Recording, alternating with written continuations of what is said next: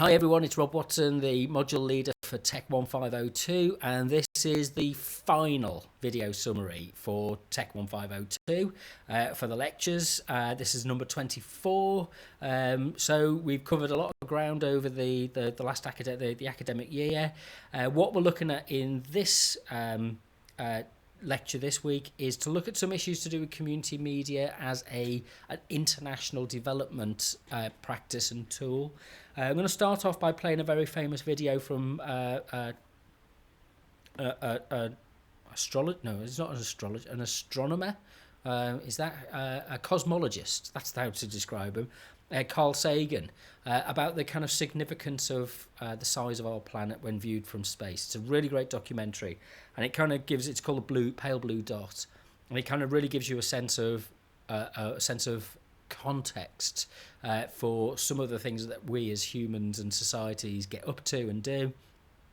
And I suppose what I want to lead into is that one of the things we want to think about in these modules, and this leads into the module for the second year, which will lead into the module for the final year about community media, is the status, if you like, of sustainable development. So how can community media help and contribute towards the sustainability of communities and the approach to investment in civic infrastructure and to urban planning and to population, kind of a control, economies, all those kind of things.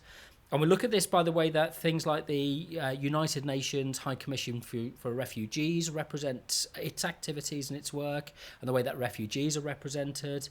There's an interesting film I found from America, from the USA, about Detroit, and about the kind of the change in Detroit since the collapse of the motor industry in its kind of classic form, the kind of heavy industry, and how the city has rebuilt and remodeled itself around sustainable development, but also how it's taken a kind of internationalist outlook in terms of acknowledging and empathizing with the problems that other people face around the world in similar kind of changing environments.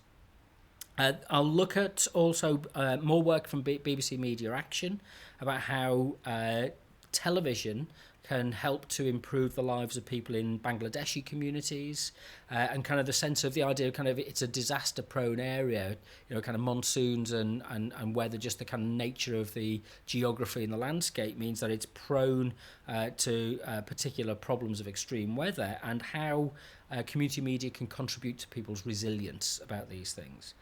Then we'll look at the Somali radio drama, which introduces issues and talks about and discusses issues about interclan marriage. That looks pretty interesting. And then we're looking at UNESCO, the United Nations. I've completely forgotten what UNESCO stands for. I'll have to look it up. There we go, idiot. But we're looking at the work of UNESCO and what UNESCO does and what UNESCO brings. And then there's a really great video which is based on a funded project from UNESCO, which is about shooting short documentaries and providing a framework for young people in, I think it might have been, was it Turkey?